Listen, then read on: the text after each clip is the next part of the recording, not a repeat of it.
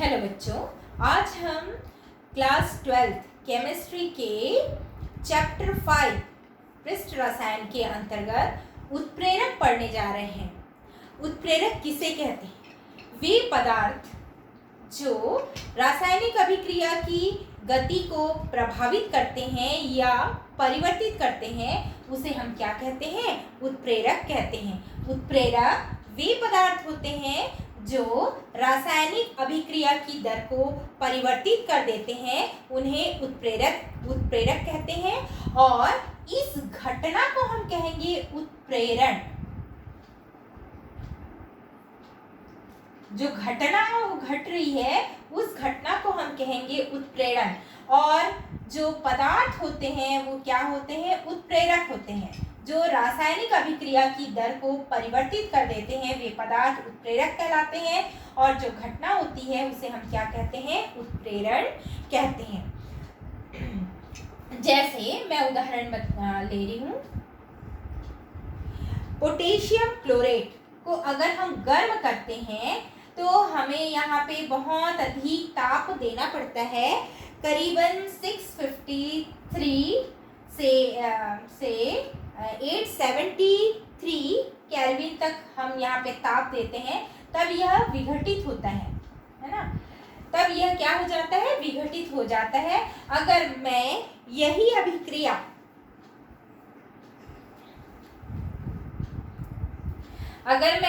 अभिक्रिया में कुछ पदार्थ डाल देती हूँ, जैसे KCl3 पोटेशियम क्लोरेट में अगर मैं MnO2 को डाल देती हूँ तो ये अभिक्रिया जो है वो कम ताप पे होने लगती है। 473 केल्विन पर यह अभिक्रिया होने लगेगी। सेम अभिक्रिया जो है वो कम ताप पे हो रही है ना? तो यहाँ पे यह जो पदार्थ है ये क्या कर रहा है? रासायनिक अभिक्रिया की दर को क्या कर दे रहा है? बढ़ा रहा है ना? अभी जो अभिक्रिया अधिक ताप पे हो रही थी वही अभिक्रिया जो है वो कम ताप पे हो रही है, सिर्फ एक पदार्थ की वजह से। इस पदार्थ को हम क्या कहते हैं? उत्प्रेरक कहते हैं, है ना? तो यह पदार्थ उत्प्रेरक कहलाता है। और रासायनिक अभिक्रिया की जो दर यहाँ पे परिवर्तित हो रही है, यहाँ जो घटना घट रही है वो घटना को हम क्या कहते हैं? उत्प्रेरण कहते हैं। अब आते हैं हम उत्प्रेरकों के गुण में। उत्प्रेरक के गुण, हमने उत्प्रेरक के बारे में जाना, अब उसके उत्प्रेरक के गुण के बारे में जानते हैं। उत्प्रेरक अभिक्रिया के अंत में भार एवं रासायनिक संगठन की दृष्टि से अपरिवर्तित रहते हैं। मतलब कि जो अभिक्रिया में हमने उत्प्रेरक लिया है उसमें जितना भार उत्प्रेरक का रहेगा अंत में भी उतना ही भार रहता है, और रासायनिक संगठन की दृष्टि से भी वह अपरिवर्तित रहता है। मतलब उसमें कोई परिवर्तन नहीं आता। उत्प्रेरक की अत्यंत सूक्ष्म मात्रा की आवश्यकता होती है। किसी भी रासायनिक अभिक्रिया को अगर हम चालू कर रहे हैं, किसी भी रासायनिक अभिक्रिया में अगर हम उत्प्रेरक लिए हैं तो उसके लिए बहुत ही कम मात्रा की आवश्यकता होती है।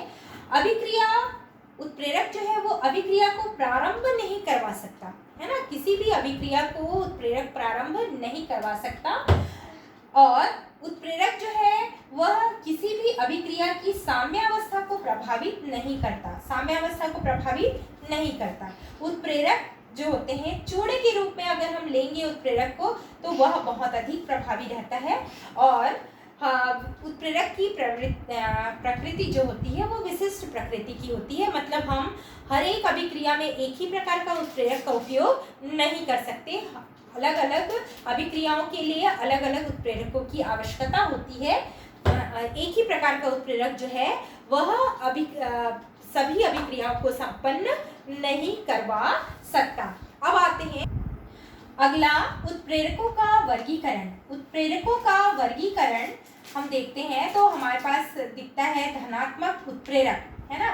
वे उत्प्रेरक जो अभिक्रिया की दर को बढ़ा देते हैं, ऐसे उत्प्रेरक को हम क्या कहते हैं? धनात्मक उत्प्रेरक कहते हैं। अभिक्रिया की गति को अगर वह बढ़ा देता है उस उत्प्रेरक को हम धनात्मक उत्प्रेरक कहते हैं। जैसे कि उदाहरण के रूप में हम देखते हैं अमोनिया निर्माण की हेबर विधि में हम देखते हैं कि नाइट्रोजन और हाइड्रोजन के संयोग से अमोनिया का निर्माण होता है तो इसमें जो आयरन उत्प्रेरक लिया जाता है यह अभिक्रिया की दर को क्या कर देता है, बढ़ा देता है ना। तो यहाँ पे जो उत्प्रेरक का उपयोग किया जा रहा है यह अभिक्रिया की दर को बढ़ा रहा है, तो इसे हम क्या कहेंगे, धनात्मक उत्प्रेरक कहते हैं। बैलेंस कर लेंगे, बैलेंस नहीं है यहाँ पे। उसके बाद आता है दूसरा ऋणात्मक उत्प्रेरक, उत्प्रेरक, ऋणात्मक उत्प्रेरक वे उत्प्रेरक जो रासायनिक अभिक्रिया की दर को क्या कर देते हैं, कम कर देते हैं, है ना, मंद कर देते हैं। अभिक्रिया की दर को जो मंद कर देते हैं ऐसे उत्प्रेरक ऋणात्मक उत्प्रेरक कहलाते हैं। जैसे कि उदाहरण के रूप में हम देखते हैं हाइड्रोजन पेरोक्साइड का अगर विघटन करते हैं तो ये बनता है पानी और ऑक्सीजन में ये परिवर्तित हो जाता है ना। यहाँ पे हम फास्फोरिक अम्ल लेते हैं, ये जो फास्फोरिक अम्ल है इसके विघटन की जो दर है इसको क्या कर देता है, कम कर देता है। तो ऐसे उत्प्रेरक को हम कहते हैं ऋणात्मक उत्प्रेरक कहते हैं। फिर आता है स्व उत्प्रेरक। ऐसे उत्प्रेरक जो खुद है ना उस अभिक्रिया में खुद क्या करता है, उस अभिक्रिया को उत्प्रेरित करने का काम करता है, उस उत्प्रेरक को हम कहते हैं स्व उत्प्रेरक। जैसे हम देखते हैं एथिल एसीटेट का अगर हम जल अपघटन करते हैं, ये है एथिल एसीटेट। अगर एथिल एसीटेट का अगर जल अपघटन किया जाता है तो एथिल एसीटेट का जल अपघटन करने से क्या मिलेगा, एसिटिक अम्ल मिलेगा और दूसरा मिलेगा अल्कोहल। तो जो ये एसिटिक अम्ल बना हुआ है यह एसिटिक अम्ल जो है इस अभिक्रिया की गति को क्या कर देता है, बढ़ा देता है। पहले तो यह मंद रहती है अभिक्रिया, लेकिन जैसे ही एसिटिक अम्ल बनता है यह एसिटिक अम्ल जो है अभिक्रिया की गति को बढ़ा देता है। तो यहाँ पे अलग से उत्प्रेरक का उपयोग नहीं किया गया है, तो यह जो है गति को बढ़ा रहा है, तो इसे हम कहेंगे स्व उत्प्रेरक। तीसरा है, चौथा है प्रेरित उत्प्रेरक। प्रेरित उत्प्रेरक है ना। कुछ अभिक्रिया ऐसी होती है जो संपन्न नहीं हो पाती है, तो ऐसे अभिक्रियाओं को संपन्न करवाने के लिए हमें दूसरी अभिक्रियाओं को करवाना पड़ता है। जैसे कि सोडियम सल्फाइड का अगर हम ऑक्सीकरण करवाते हैं, है ना, मैं यहाँ पे इरेज कर देती हूँ, उसके बाद लिखती हूँ। प्रेरित उत्प्रेरक को हम इस उदाहरण के माध्यम से समझते हैं। सोडियम सल्फाइड का अगर वायु के द्वारा हम ऑक्सीकरण की क्रिया करवाएं तो यह सोडियम सल्फेट में ऑक्सीकृत हो जाती है, लेकिन सोडियम आर्सेनाइड का अगर हम वायु के द्वारा ऑक्सीकरण की अभिक्रिया करवाएं तो यह ऑक्सीकृत नहीं होती। जब हम इन दोनों अभिक्रियाओं को मिला देते हैं, है ना, अगर सोडियम सल्फाइड में मैं सोडियम आर्सेनाइड को मिला देती हूँ तो यह वायु की उपस्थिति में ऑक्सीकृत हो जाती है और ये बनेगा सोडियम सल्फेट बन जाता है ना। तो इस प्रकार सोडियम आर्सेनाइड का ऑक्सीकरण अभिक्रिया संपन्न हो जाती है ना। तो एक अभिक्रिया अगर नहीं हो रही है संपन्न, कोई भी रासायनिक अभिक्रिया संपन्न नहीं हो रही है तो उसको दूसरे अभिक्रियाओं के द्वारा संपन्न करवाया जाता है। तो ये जो अभिक्रिया है इस अभिक्रिया के लिए प्रेरित उत्प्रेरक का कार्य करती है। अब हम देखते हैं वर्धक और उत्प्रेरक विष। वर्धक क्या होते हैं? वर्धक जो उत्प्रेरक की सक्रियता को क्या कर देते हैं, बढ़ा देते हैं, है ना, उत्प्रेरक को और सक्रिय कर देते हैं, उसे हम क्या कहते हैं, वर्धक कहते हैं। जैसे कि हमने कहा अमोनिया के निर्माण के लिए नाइट्रोजन और हाइड्रोजन को अगर लेती हूँ तो ये मिलके अमोनिया बनाते हैं, है ना। यहाँ पे आयरन उत्प्रेरक है और इस उत्प्रेरक की क्रियाशीलता या सक्रियता को बढ़ाने के लिए हम यहाँ पे लेते हैं मोलिब्डेनम, है ना। तो मोलिब्डेनम जो है वह उत्प्रेरक को क्या कर देता है, सक्रिय कर देता है, उसकी क्रियाशीलता को क्या कर देता है, बढ़ा देता है। तो इसे मोलिब्डेनम को हम कहेंगे उत्प्रेरक वर्धक। यह उत्प्रेरक है और यह उसकी क्रियाशीलता को बढ़ाने वाला है ना, इसको हम कहेंगे उत्प्रेरक वर्धक। वैसे ही उत्प्रेरक विष होता है। उत्प्रेरक विष वे होते हैं जो उत्प्रेरक की क्रियाशीलता को क्या कर देते हैं, कम कर देते हैं, उसे हम कहते हैं उत्प्रेरक विष कहते हैं।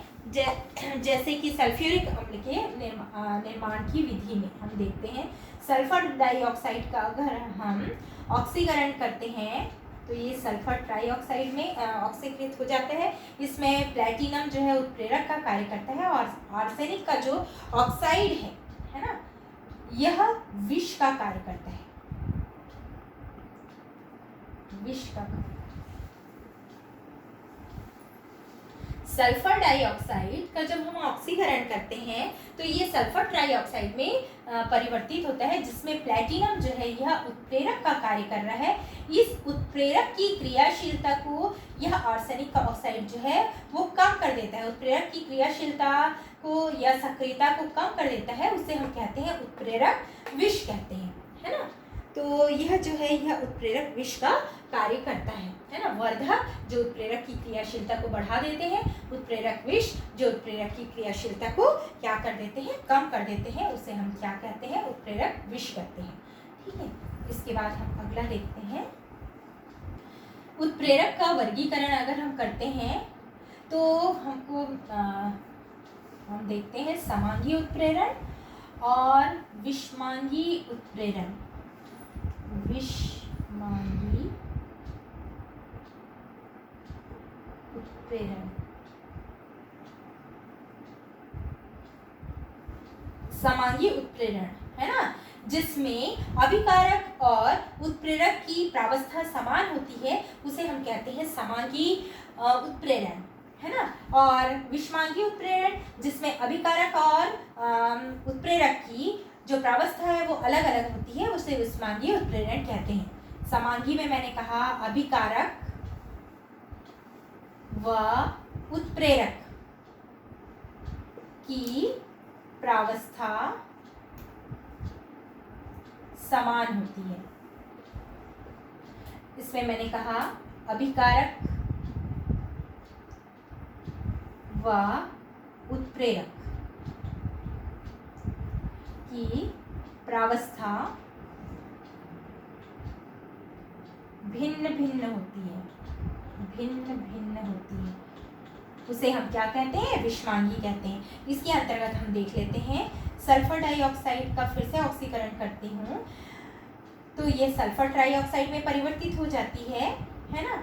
अगर मैं यहाँ पे नाइट्रिक ऑक्साइड लेती हूँ, है ना, तो ये सल्फर डाइऑक्साइड गैस है, ऑक्सीजन भी गैस है, अभिकारक है ना। नाइट्रिक ऑक्साइड भी क्या है, गैस है। तो यहाँ पे जो हम देख रहे हैं अभिकारक और उत्प्रेरक की प्रावस्था है ना, अवस्था जो है वो कैसी है, समान है। ये भी गैसीय स्टेट में है, ये भी गैसीय स्टेट में है और उत्प्रेरक भी कैसी स्थिति में है, गैसीय अवस्था में है ना। तो इस प्रकार के उत्प्रेरण को हम समांगी उत्प्रेरण कहते हैं। विषमांगी में हम देखते हैं जैसे सल्फर डाइऑक्साइड का अगर मैं ऑक्सीकरण कर रही हूँ प्लैटिनम की उपस्थिति में तो ये सल्फर ट्राइऑक्साइड में परिवर्तित हो जाता है।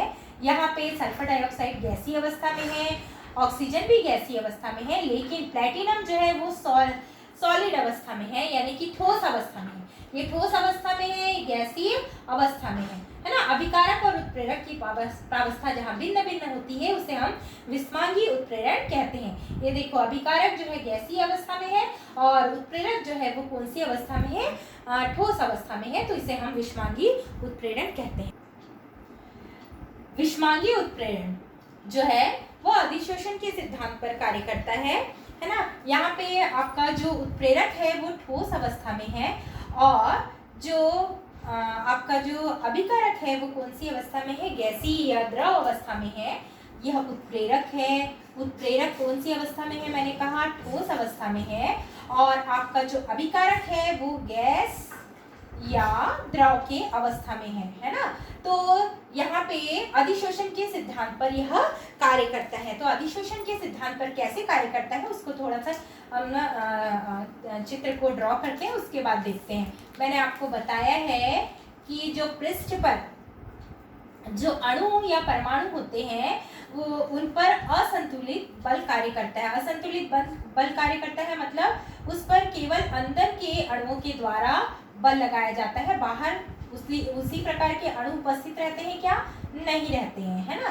तो उस बल के कारण, है ना, वो जो है असंतुलन बल के कारण ही अधिशोषण जो है की घटना होती है ना। जैसे ये कोई उत्प्रेरक है, इसमें ये अंदर का अणु है, अंदर के अणु के चारों तरफ जो है वो अणु मौजूद है जो क्या लगा रहे हैं? बल लगा रहे हैं। तो इस अणु पर संतुलित बल लग रहा है या इसकी संयोजकता जो है यह मुक्त नहीं है, है ना। इसकी संयोजकता जो है यह मुक्त नहीं है, लेकिन यहाँ पे बाहर के अणु में केवल अंदर के अणु जो है, देखो ये बाहर का जो पृष्ठ के जो अणु है इस पर अंदर के अणु के द्वारा ही बल लग रहा है ना। यह संयोजकता यहाँ पे मुक्त नहीं है, लेकिन ये बाहर के जो अणु है इसमें जो है यहाँ पे इसकी संयोजकताएं जो है वो कैसी है?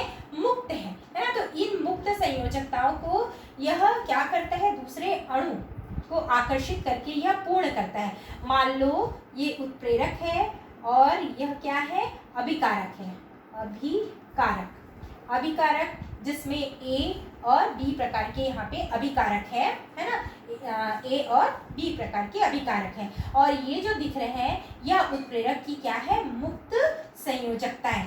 तो ये क्या होता है? जब गैस इस उत्प्रेरक के पास आते हैं तो यहाँ पे ये क्या हो जाते हैं? आकर्षित हो जाते हैं और शिथिल बंध के द्वारा या दुर्बल वान डेर वाल बल के द्वारा ये क्या हो जाते हैं?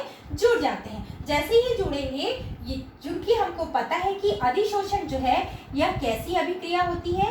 ऊष्माक्षेपी अभिक्रिया होती है, यानी कि ऊष्मा उत्सर्जित होती है। हमको पता है किसी भी, है ना, बंध, अगर दुर्बल बंध भी बन रहा है तो दुर्बल बंध के बनने पर, है ना, उसमें से ऊर्जा क्या होती है? मुक्त होती है। इसलिए अधिशोषण जो है ऊष्माक्षेपी अभिक्रिया है।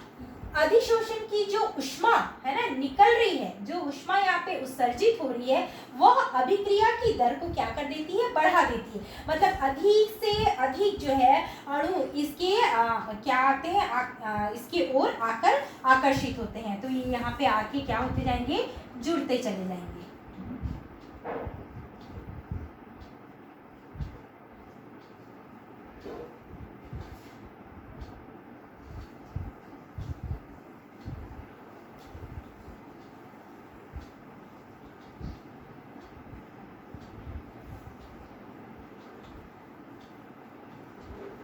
ये उत्प्रेरक है ना। उत्प्रेरक की जो मुक्त संयोजकता है इससे जो है अभिकारक जो है वो क्या हो गए हैं? जुड़ गए हैं। मान लो यहाँ पे जुड़ गए हैं। चूंकि यहाँ पे भिन्न भिन्न गैसें या द्रव यहाँ पे उत्प्रेरक की सतह पर जुड़ी हुई है और उत्प्रेरक के साथ यह दुर्बल वान डेर वाल बल से जुड़े हुए हैं। ये जो गैसें हैं ये आपस में क्या करने लगती हैं? फिर क्रिया करने लगती हैं, है ना। ये आपस में बंध बनाने लगती है। जब ये आपस में बंध बनाएंगी, यहाँ पे ये बंध का निर्माण कर लेंगी, उसके बाद यह क्या करती हैं? उत्प्रेरक की सतह को छोड़ के अपना उत्प्रेरक की सतह को ये छोड़ देती है और उत्पाद में परिवर्तित हो जाती है।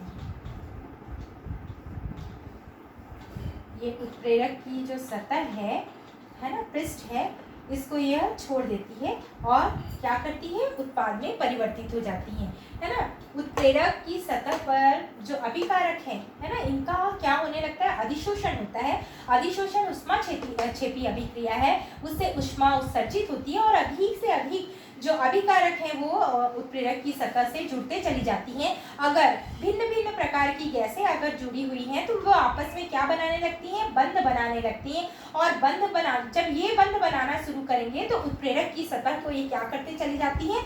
छोड़ती चली जाती है और इस प्रकार से क्या बनते चले जाता है? उत्पाद बनते चले जाता है। तो विषमांगी जो उत्प्रेरण है वो अधिशोषण के सिद्धांत पर इस प्रकार से कार्य करता है। तो उत्प्रेरक का संगठन भी परिवर्तित नहीं हुआ और ना ही उसका भार परिवर्तित हुआ। अब देखते हैं उत्प्रेरकों की विशेषता। तो उत्प्रेरक की विशेषता में सबसे पहले हम देखते हैं सक्रियता। तो उत्प्रेरक कैसा होना चाहिए? सक्रिय होना चाहिए, जिससे अभिकारक उसकी सतह पे आके शिथिल बंध बनाए, लेकिन इतना अधिक सक्रिय भी नहीं होना चाहिए कि अभिकारक आके, है ना, उसकी सतह पर मजबूती से बंध बना ले, जिससे वे गतिहीन हो जाए, है ना। तो उसकी सक्रियता इतनी होनी चाहिए कि वे जो है क्या बनाए? शिथिल बंध बनाए। ठीक है, अभिकारक जो है उत्प्रेरक के साथ शिथिल बंध बनाए, इतना वो क्या होना चाहिए? सक्रिय होना चाहिए। दूसरा आता है चयनात्मकता, यानी कि हम उत्प्रेरक, एक ही प्रकार के उत्प्रेरक का उपयोग जो है विभिन्न प्रकार की अभिक्रियाओं को उत्प्रेरित करने के लिए नहीं करवा सकते। जैसे यहाँ पे दिया हुआ है कार्बन मोनोऑक्साइड और हाइड्रोजन से, है ना। आप देख रहे होंगे मैंने 3 रिएक्शन लिखा है, इसमें सभी में कार्बन मोनोऑक्साइड और हाइड्रोजन के साथ मैंने प्रोडक्ट बनाए हैं, लेकिन अलग अलग यहाँ पे प्रोडक्ट बन रहे हैं ना, सॉरी, कार्बन मोनोऑक्साइड और हाइड्रोजन के अभिकारक लेके मैंने अलग अलग प्रोडक्ट बनाए हैं, है ना। कार्बन मोनोऑक्साइड और हाइड्रोजन, है ना, निकिल उत्प्रेरक की उपस्थिति में क्या करते हैं? क्या देते हैं? मीथेन और पानी देते हैं, है ना। यह निकिल उत्प्रेरक की उपस्थिति में क्या फॉर्मेल्डिहाइड देंगे? क्या नहीं देंगे, है ना। फॉर्मेल्डिहाइड के लिए मुझे कौन से उत्प्रेरक की आवश्यकता होगी? कॉपर उत्प्रेरक की आवश्यकता होगी। वैसे ही कार्बन मोनोऑक्साइड और हाइड्रोजन की अभिक्रिया अगर मैं कॉपर और जिंक ऑक्साइड की उपस्थिति में करवाती हूँ तो मुझे मेथेनॉल मिलेगा, है ना। तो यहाँ पे चयन हम कर रहे हैं, उत्प्रेरक का हम चयन करवा रहे हैं अलग अलग उत्पाद प्राप्त करने के लिए। तो उत्प्रेरक की विशेषता होती है या सक्रियता, और दूसरी होती है चयनात्मकता। जैसे जियोलाइट एक आकार वर्णात्मक उत्प्रेरक है ना। इसमें रंध्र होते हैं जियोलाइट में, और कोटर होते हैं जो अभिकारक के पूरक होते हैं, है ना। जियोलाइट में जो रंध्र या फिर उसका कोटर होता है, कोटर मतलब होता है ना, ऐसे गड्ढा जो बना होता है उसे हम क्या कहते हैं? कोटर कहते हैं। तो जियोलाइट अपने रंध्र और कोटर के कारण एक आकार वर्णात्मक उत्प्रेरक की तरह कार्य करता है ना। अब आते हैं हम एंजाइम उत्प्रेरण में। एंजाइम उत्प्रेरण, है ना। एंजाइम उत्प्रेरण क्या है? एंजाइम उच्च अणुभार युक्त जटिल कार्बनिक यौगिक होते हैं। एंजाइम जो है वो क्या है? उच्च अणुभार युक्त जटिल कार्बनिक यौगिक होते हैं। जैसे हम क्या देखते हैं? प्रोटीन एक उच्च अणुभार युक्त कार्बनिक यौगिक है जो जीवित कोशिकाओं में ही उत्पन्न होते हैं। प्रोटीन क्या होते हैं? जो जीवित कोशिकाओं में ही उत्पन्न होते हैं। प्रोटीन, है ना, जो जीवित नहीं है, मृत है ना, जैसे लकड़ी है, ये सब, इसमें प्रोटीन नहीं है भाई, है ना। तो एंजाइम जो है, एंजाइम उत्प्रेरण वो उच्च अणुभार युक्त कार्बनिक यौगिक है ना। प्रोटीन जो जीवित कोशिकाओं में ही उत्पन्न होती है, सॉरी मैंने लकड़ी कह दिया था, है ना। तो क्या बोलते हैं? जो जैव रासायनिक अभिक्रियाओं को उत्प्रेरित करते हैं, है ना, जो जैव रासायनिक अभिक्रियाओं को उत्प्रेरित करते हैं उसे हम क्या कहते हैं? जैव रासायनिक उत्प्रेरक कहते हैं। तो प्रोटीन आपका जैव रासायनिक उत्प्रेरक हो गया, है ना।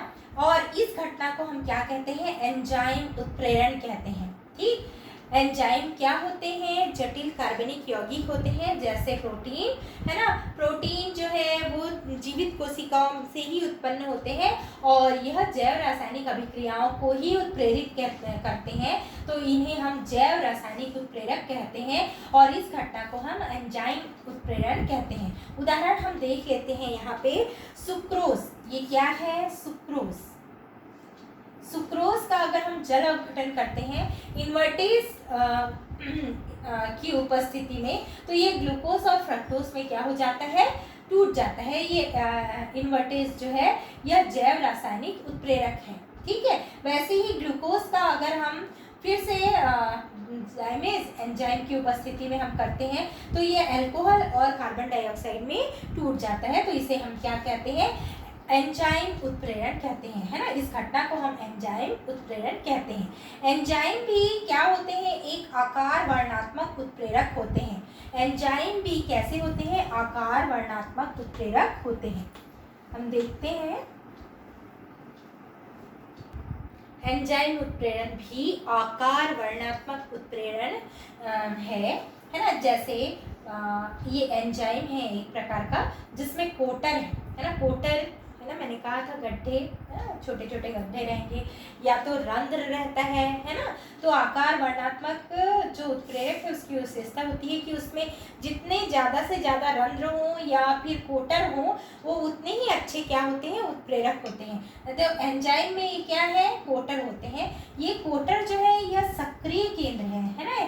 कोटर में ही क्या होते हैं, सक्रिय केंद्र। इस कोटर में सक्रिय केंद्र होते हैं और वो सक्रिय केंद्र NH2 हो सकते हैं, COO अम्ल का हो सकता है ना, अल्कोहल का हो सकता है। इन कोटरों में सक्रिय केंद्र होते हैं है ना। इस सक्रिय केंद्र के कारण ही अभिकारक क्या होते हैं, जुड़ते हैं। अब ये जो अभिकारक है, यह जो अभिकारक है ये इसका संपूरक है ना। यह एंजाइम का संपूरक कैसा है, यह अभिकारक है। मतलब अगर मैं इसको फिट करूं तो ये दोनों आपस में क्या हो जाते हैं, फिट हो जाते हैं। तो यहाँ पे एंजाइम और अभिकारक जो है एक ताला चाबी की तरह कार्य करते हैं। तो देखो यहाँ पे इन्होंने एक दूसरे के साथ ये क्या हो गया, एकदम जुड़ गए और क्या बना लिए, संकृत संकुल बना लेते हैं।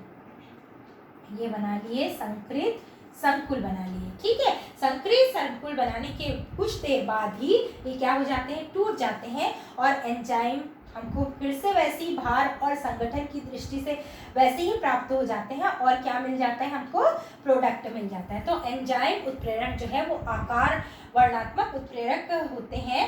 इसमें कोटर पाए जाते हैं, ये इस कोटर में सक्रिय केंद्र होते हैं। इसी के कारण जो है अभिक्रियाएं संपन्न होती हैं और जो अभिकारक यहाँ पे लिए जाता, जो भी अभिकारक यहाँ पे रहेगा वह एंजाइम का क्या होता है, उत्प्रेरक होता है ना। एक ताला चाबी की तरह ही यहाँ पे कार्य होता है। जैसे जिस ताला का चाबी रहेगा उसी से वो खुलता है ना। दूसरे चाबी को अगर हम लगाएंगे तो वह कार्य करेगा क्या, ताला जो है खुलेगा क्या, नहीं खुलेगा। वैसे ही एंजाइम भी अगर मैं दूसरे अभिकारक के लिए अगर लेती हूँ कि वह अभिक्रिया को संपन्न करवाएगा तो नहीं, है ना। तो यहाँ पे एंजाइम और अभिकारक जो है वो ताला चाबी की तरह रहते हैं, एक दूसरे के कैसे होते हैं, संपूरक होते हैं, ठीक है। तो इस प्रकार से अभिक्रिया को ये क्या करवाते हैं, संपन्न करवाते हैं।